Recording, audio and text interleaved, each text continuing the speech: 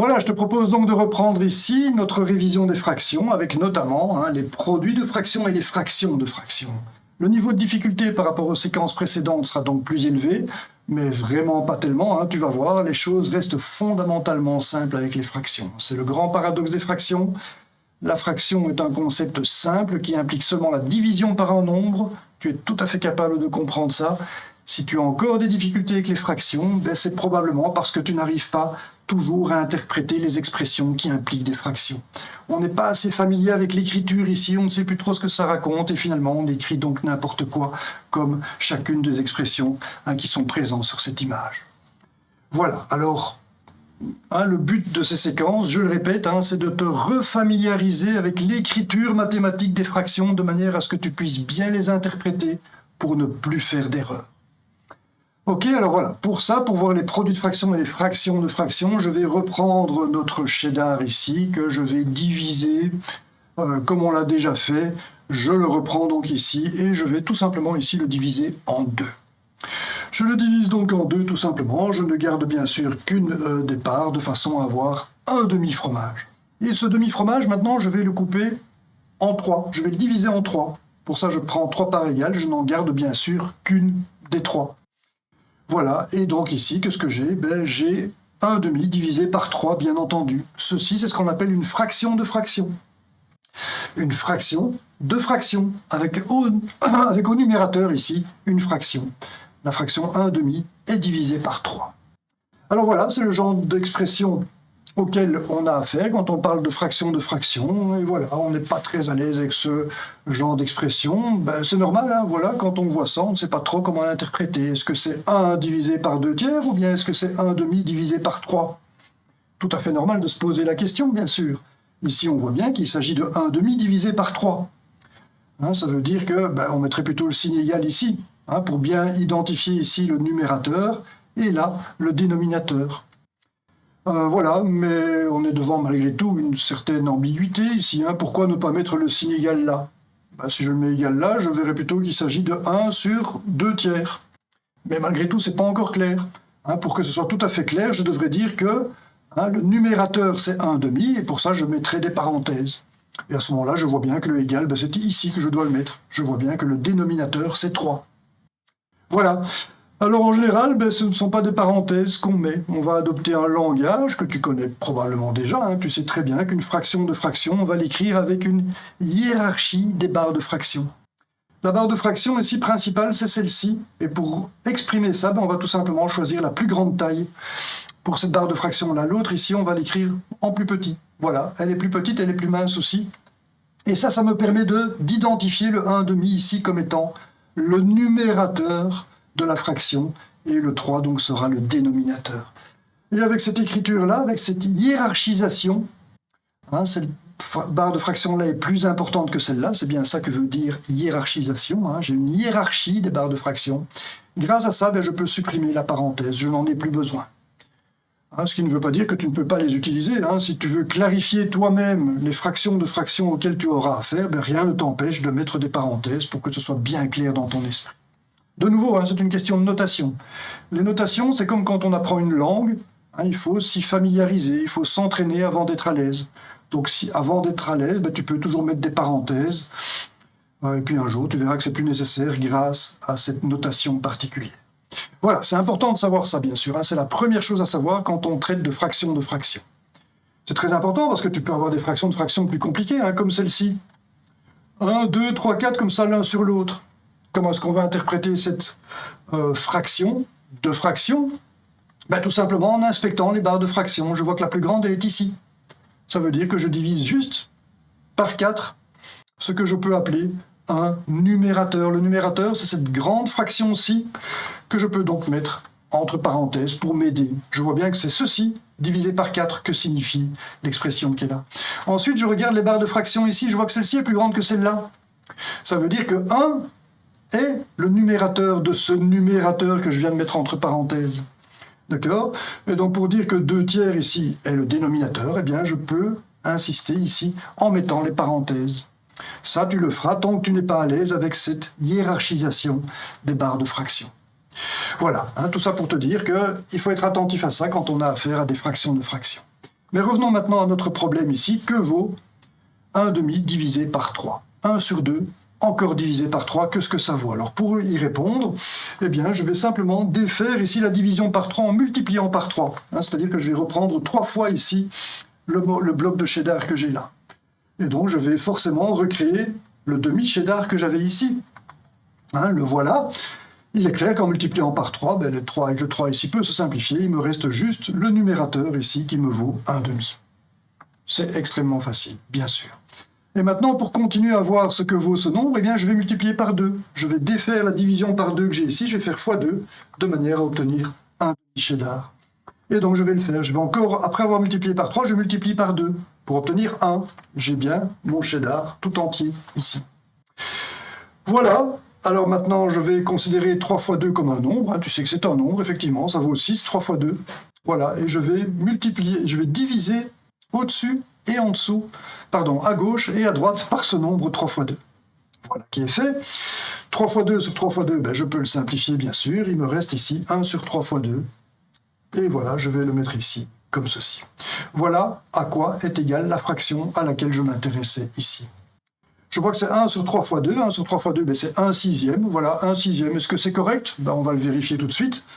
1 sixième, voilà, je vais voir si j'ai bien 1 sixième. C'est une évidence, parce qu'en coupant en 2 une première fois, après ça j'ai coupé en 3. Si je regarde la division que j'ai fait, j'ai bien divisé en 6. Je vois bien 6 parts égales comme résultant de la division en 2 suivi de la division en 3. Voilà, c'est donc bien 1 sur 6, c'est logique. Et ce que ceci montre, c'est que quand on divise 1 demi par 3, on a d'abord divisé par 2, ensuite on divise encore par 3, ça revient à diviser par 6. C'est une évidence. J'ai divisé par 2, ensuite je divise en 3. C'est normal de se retrouver avec 6 blocs. 1, 2, 3 fois 2. C'est aussi simple. Donc ce résultat est tout à fait naturel, bien sûr. Ce qui est étonnant dans ce résultat ici, c'est que le 3 et le 2, je peux inverser le rôle. On sait bien que la multiplication est commutative. Je peux très bien dire que ceci, c'est 1 sur 2 fois 3. C'est-à-dire que je peux inverser le rôle de 2 et de 3 ici. Si je refais le calcul, si ceci est correct, si j'inverse 3 et 2, si j'ai 1 sur 3 divisé par 2, ça va me donner 1 sur 2 fois 3. Soyons logiques. Donc voilà, est-ce que c'est correct ça? Est-ce que je peux dire que 1 divisé par 2, le tout divisé par 3, c'est égal à 1 divisé par 3, le tout divisé par 2? La réponse est évidente.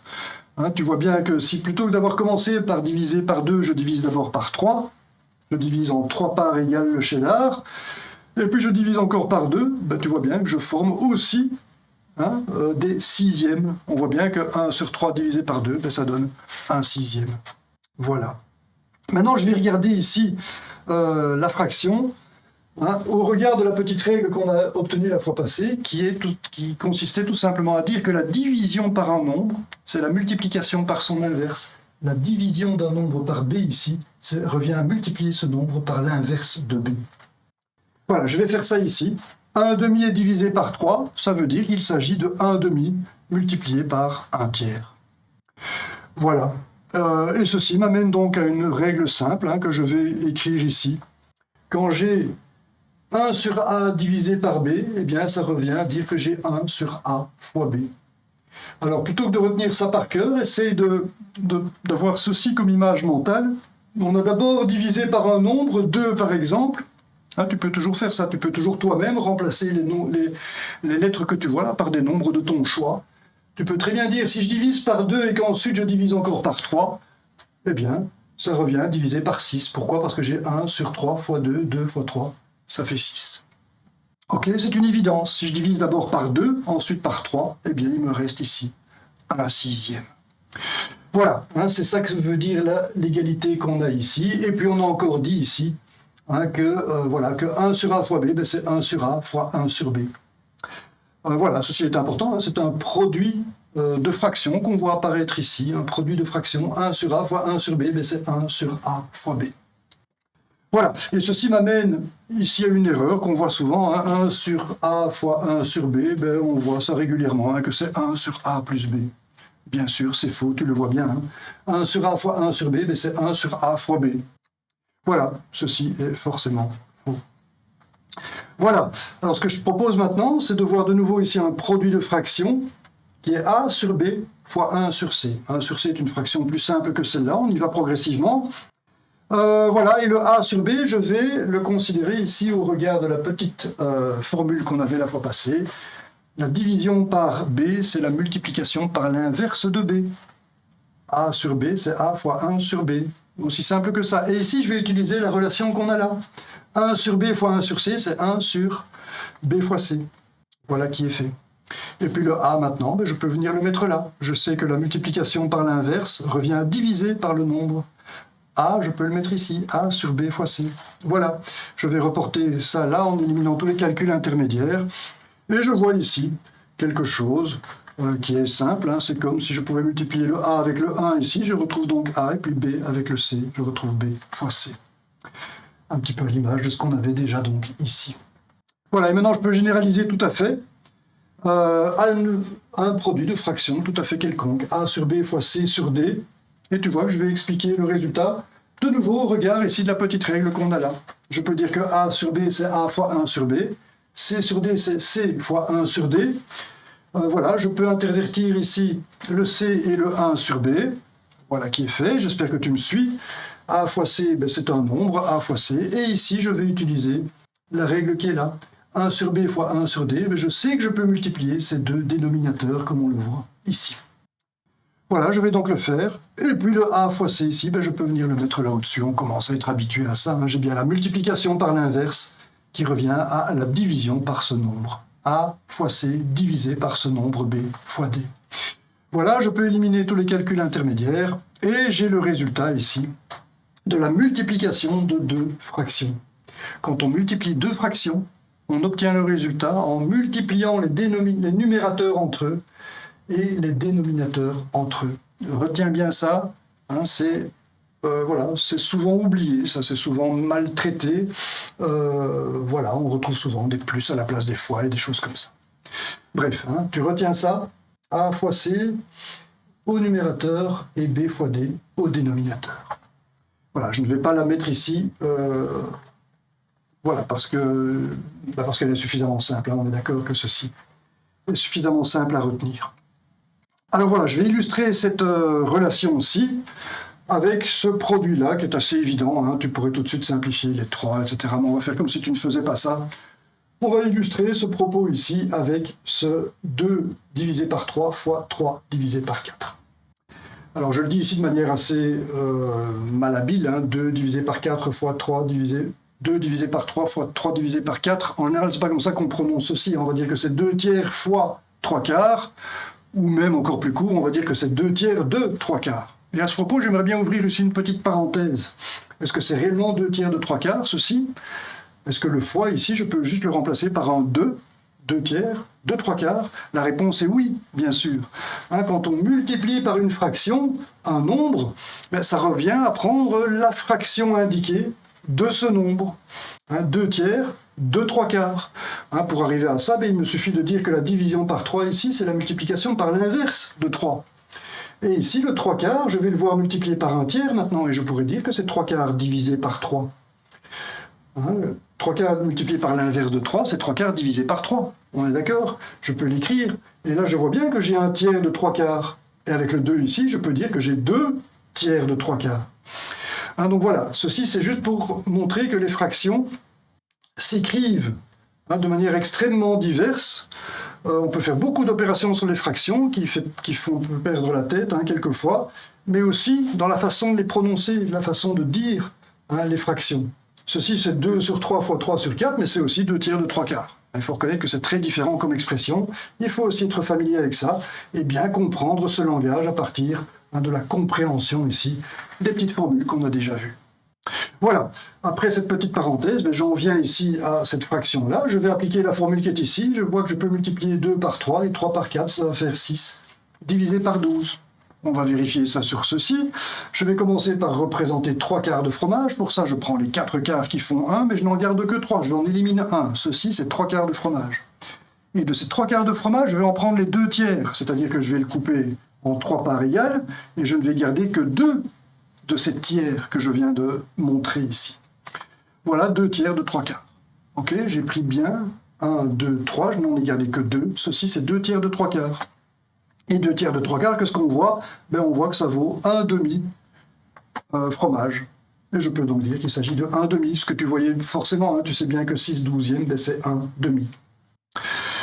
Voilà, on peut d'ailleurs le facilement vérifier, hein, il suffit de monter le 12 ici, le 2 là, hein, comme on te l'a dit, hein, le 12 ici peut monter de l'autre côté en allant au numérateur, le 2 peut aussi aller au numérateur, j'aurai 2 fois 6 c'est égal à 12, c'est bien correct.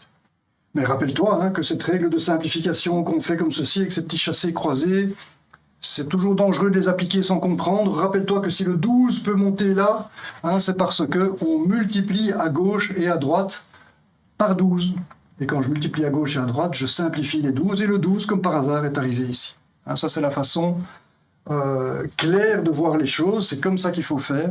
Hein, si tu oublies l'origine de cette petite règle ici, de chassé-croisé, eh bien, tu perds bien souvent pied et tu fais des erreurs. Toujours bien comprendre les opérations que tu fais, hein, c'est très très précieux pour ne plus faire d'erreurs avec les fractions.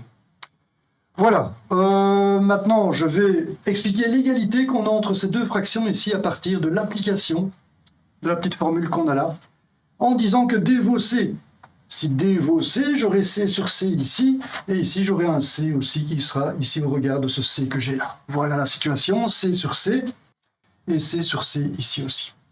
Alors le c sur c vont se simplifier, ça c'est une évidence, hein, ça donnera 1, bien entendu, je peux donc tout de suite l'éliminer. Et qu'est-ce que je vois apparaître? Je vois qu'une fraction peut être transformée tout en gardant la même valeur, en multipliant au-dessus et en dessous par le même nombre. Et ça, c'est très précieux.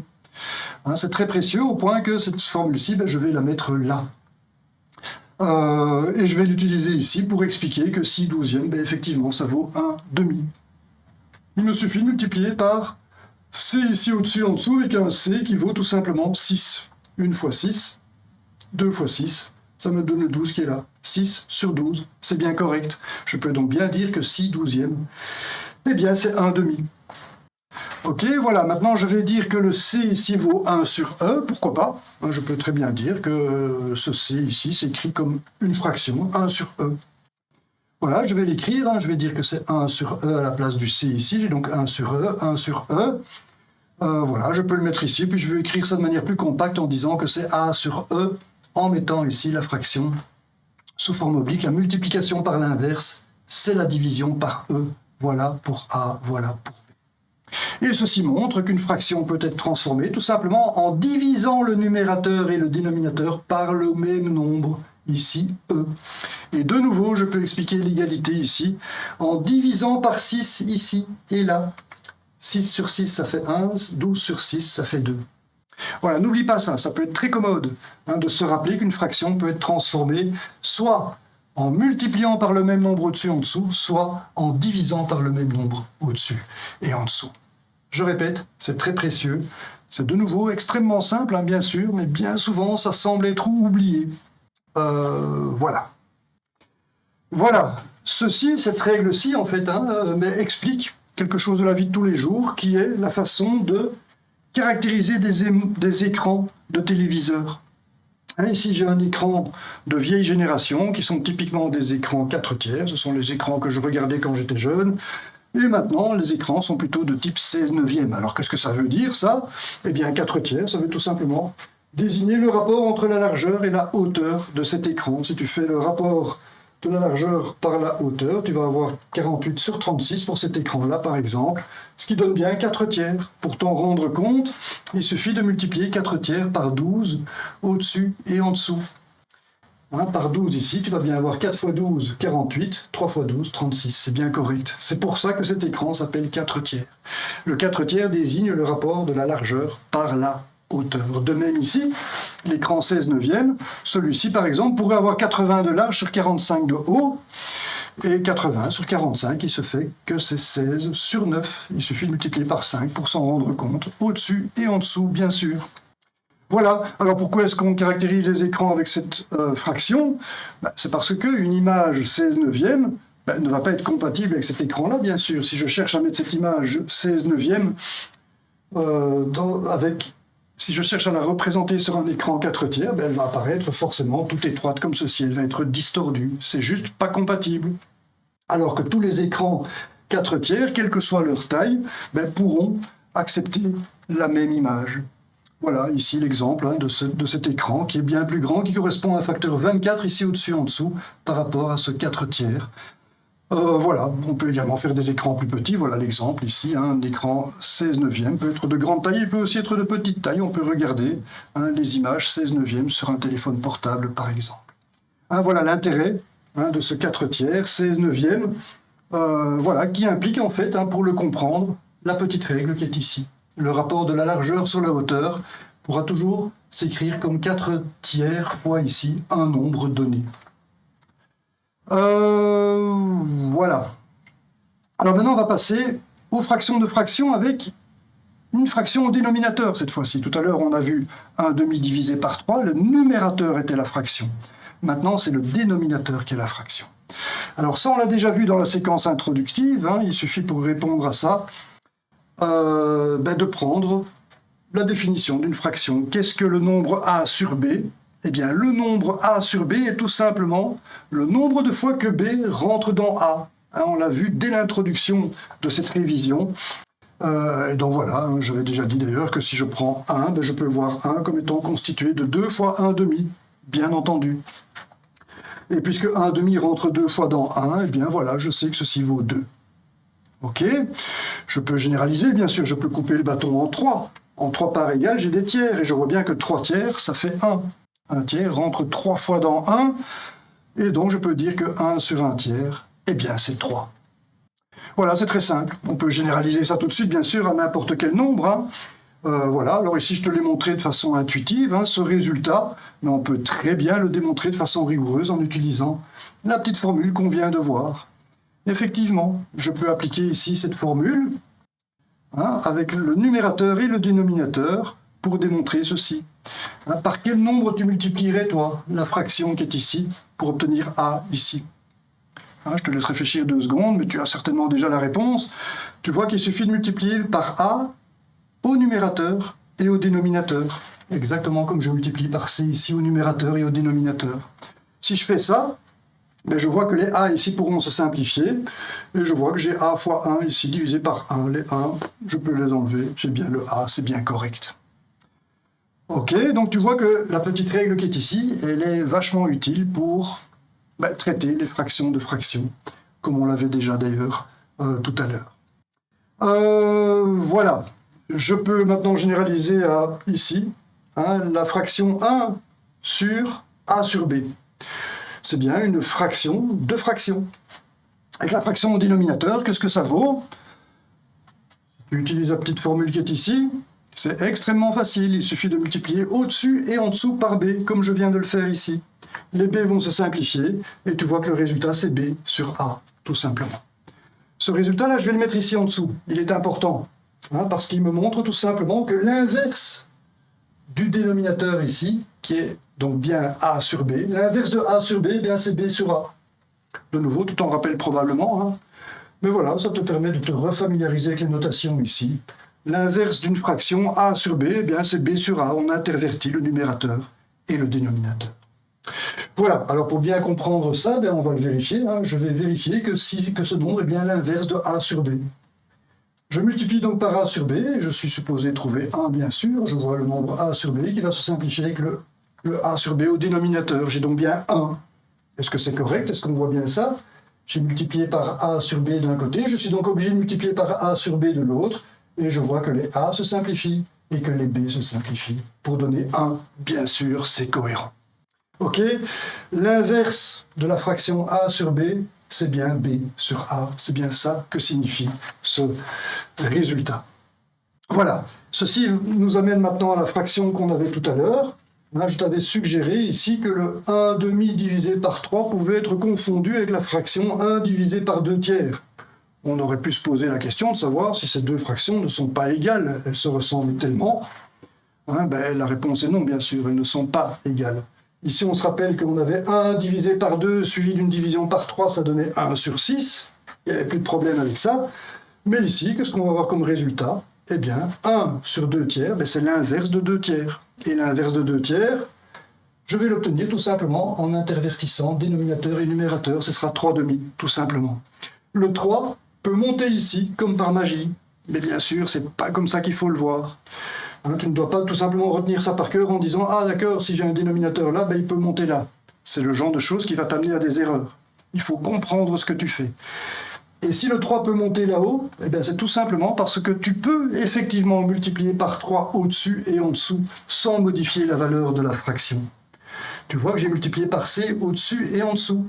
Maintenant, le B ici est devenu une fraction, mais ça ne change rien, ça reste un nombre, une fraction. C'est le nombre 2 tiers, que tu vas multiplier par 3, puisque tu as multiplié par 3 au-dessus.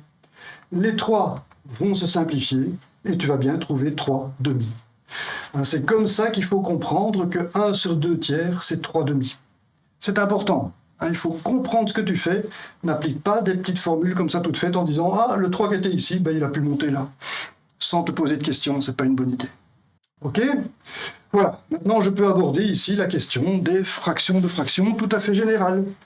La fraction A sur B divisée par la fraction C sur D. Qu'est-ce que ça vaut? Eh bien, je vais l'analyser. Voilà, je vais voir ça comme deux nombres qui se divisent. La barre de fraction principale est là, au regard du signe égal, bien sûr, tout est clair. Et je peux donc voir A sur B comme un nombre, et C sur D comme un nombre. Je vois donc un nombre divisé ici par C sur D, et la division par C sur D, ben, c'est la multiplication par l'inverse de C sur D. C'est ce qu'on avait dit ici. La division par B revient à multiplier par l'inverse de B. Et donc je vais l'écrire.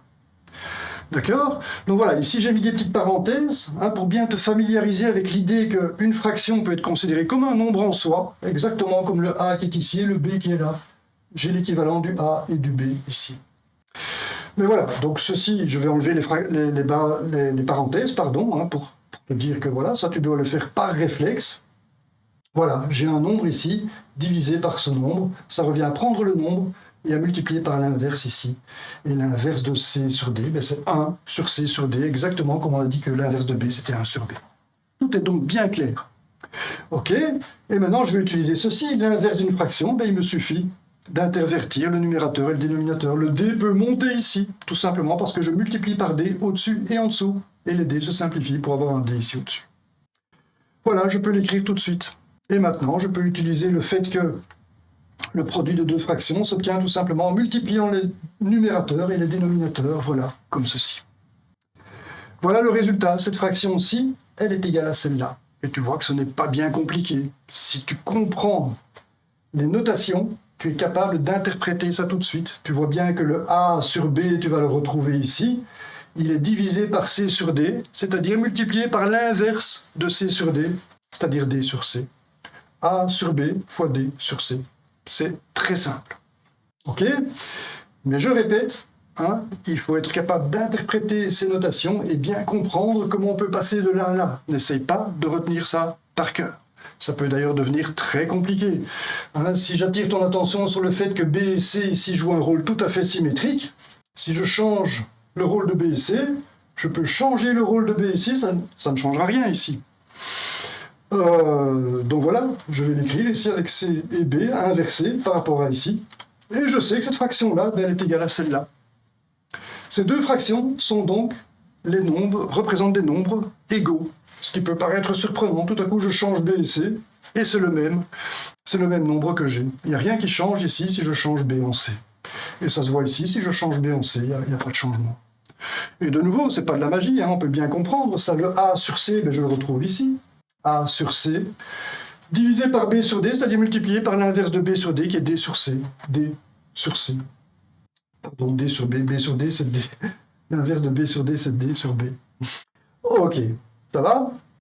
De nouveau, ici, je vois que A et D jouent un rôle symétrique. Si je change A et D, ça ne changera rien. Si je change A et D ici, ça ne changera rien. Ce troisième nombre ici est égal à ces deux-là, qui sont égaux à ceci. Voilà. Et de nouveau, je peux encore changer le C sur B ici. J'ai encore une quatrième fraction. Voilà, de quoi bien perdre la tête face à toutes ces égalités. Mais alors là, surtout, pas de panique. N'essaye pas de retenir ça forcément. Essaye simplement d'interpréter ceci. Si je prends la fraction ici, la troisième qu'on a obtenue, je peux facilement expliquer ce résultat. D sur C est divisé par B sur A, c'est-à-dire multiplié par A sur B. A sur B. C'est aussi simple que ça. De nouveau, si tu interprètes bien les notations, tu seras tout à fait capable d'obtenir des résultats et tu seras tout à fait capable de démontrer ce genre d'égalité qui, pourtant, de prime abord, a tendance à donner un peu le tournis. Voilà, c'est ici que cette leçon de révision se termine. J'espère que tu es de plus en plus à l'aise avec les fractions, avec les notations des fractions et leur interprétation, notamment ici les fractions de fractions qu'on vient de voir. Et tu vois tout de suite ici que cette expression-ci n'est pas correcte. J'espère que tu le vois bien et que tu es donc de plus en plus à l'aise avec les fractions. Je te propose ici une dernière leçon de révision encore pour aborder le problème de l'addition des fractions, qui est aussi un thème important pour lequel on voit beaucoup d'erreurs, comme l'erreur qui est indiquée ici par exemple. Voilà, je te remercie donc pour ton attention et te dis à très bientôt pour cette dernière séquence de révision.